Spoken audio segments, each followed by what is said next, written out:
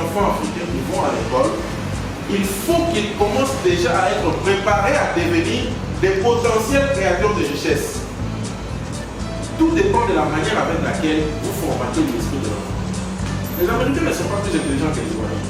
Mais les Américains sont formés dans une logique qui leur permet de cerner le problème, de trouver des solutions au problème et de passer à l'action. Par contre, nous sommes préparés pour bien entendre et donner les bonnes réponses. Ici, nous sommes dans une classe où nous menons des activités. Mais les questions que l'enseignant pose ici aux élèves, ce n'est pas les questions que la vie pose à ces mêmes élèves.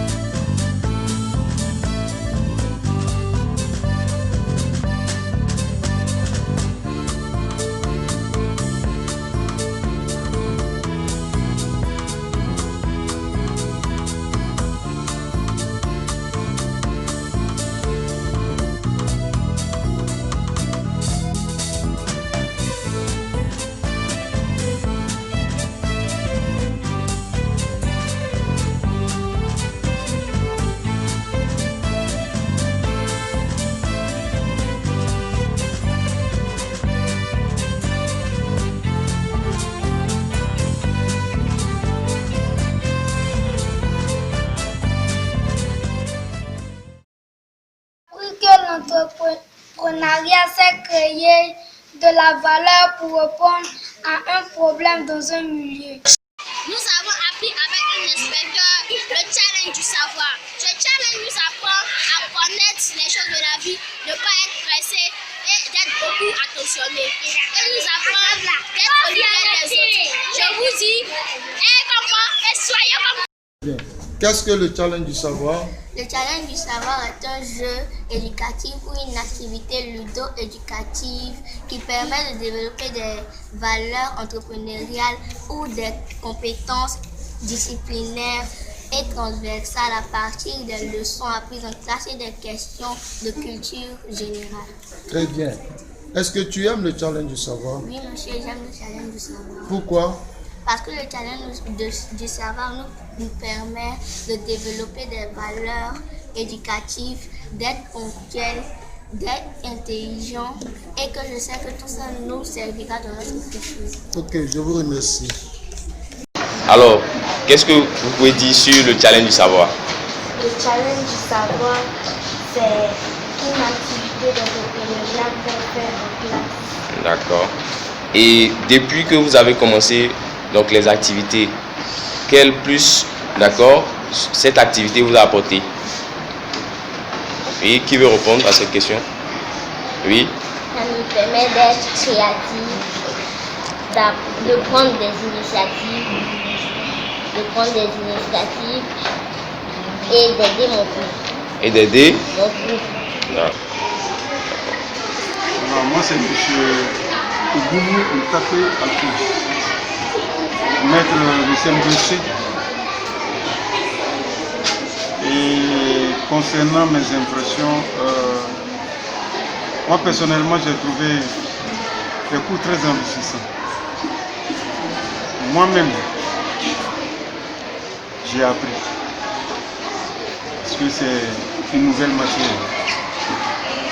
Je sais désormais de quoi il s'agit et quels sont les objectifs que vise en réalité cette nouvelle matière qu'on veut installer dans le système éducatif. C'est pour rendre les enfants plus tard indépendants. Le temps ne peut pas employer tout le monde. Vraiment, si ça continue, ça va réduire énormément le taux de chômage dans le monde. Et je vous encourage à continuer. Merci.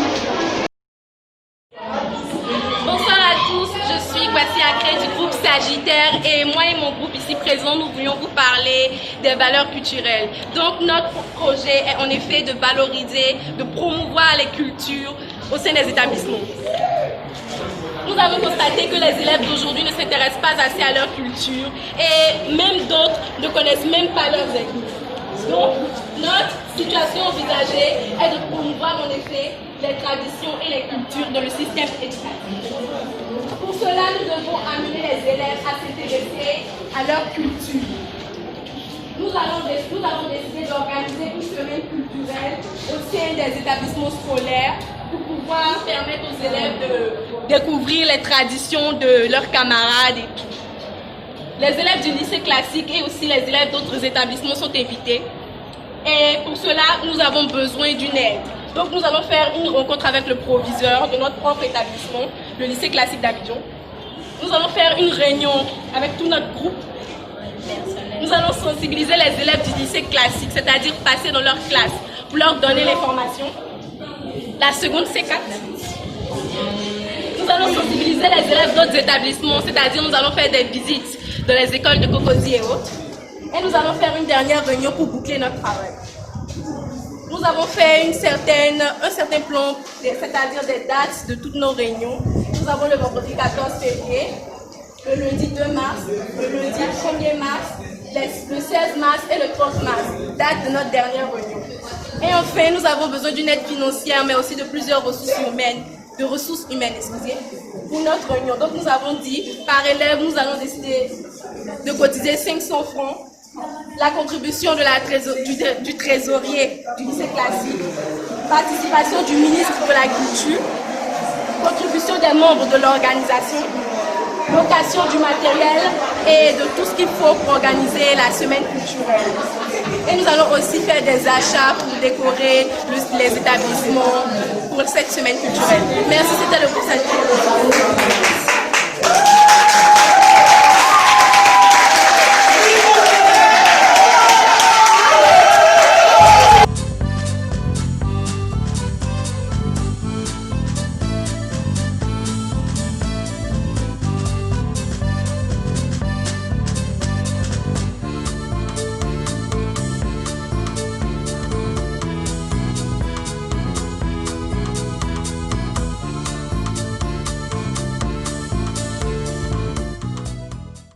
Nous sommes venus parler aux gens, leur amener à éviter de jeter les ordures dans la rue et dans les eaux, les lagunes, etc. Et les sensibiliser sur la dégradation de l'environnement. Oui. Cela peut emmener aussi des maladies. Donc nous avons distribué ceci aux habitants de ce quartier pour qu'ils prennent des précautions afin de rendre leur environnement sûr. Mademoiselle Yo Kadi, je suis en cas de seconde CD au lycée moderne de Cocody. Bon, ce que j'ai retenu concernant l'entrepreneuriat, c'est-à-dire si tu veux créer une entreprise, que tu n'as pas d'idée, ce que tu dois te poser comme question, tu dois toujours regarder, puis c'est en fonction de ça d'abord, tu dois regarder, voir et observer. Parce que si tu n'as pas regardé, puis tu ne vas pas te lever au corps et puis créer quelque chose qui ne va pas marcher.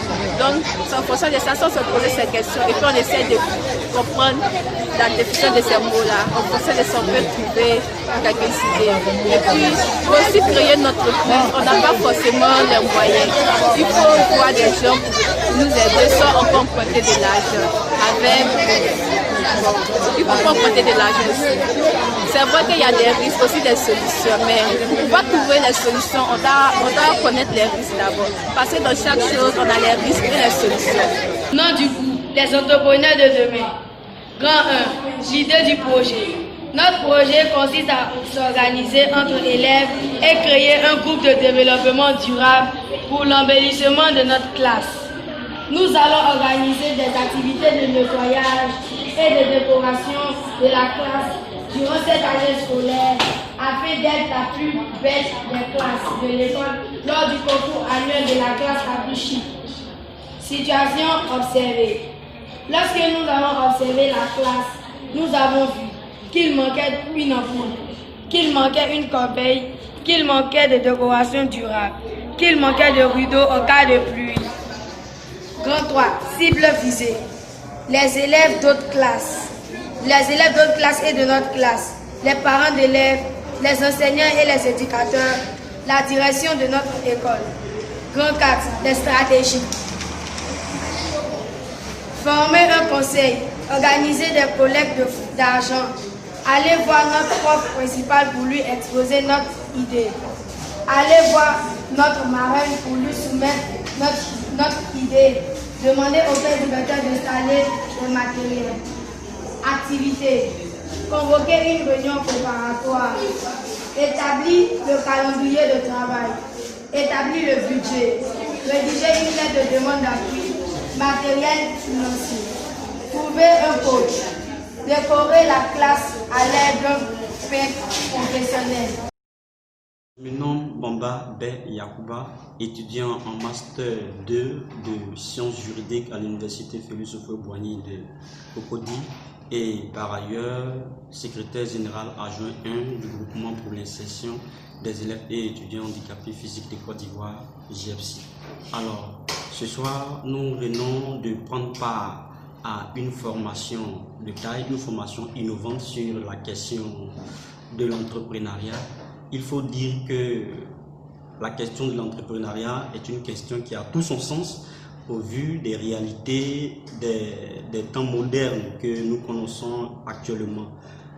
En effet, cela est connu, nos administrations publiques sont dans la pleine impossibilité d'absorber toutes les personnes qui sont en situation d'employabilité, d'où la problématique de l'entrepreneuriat.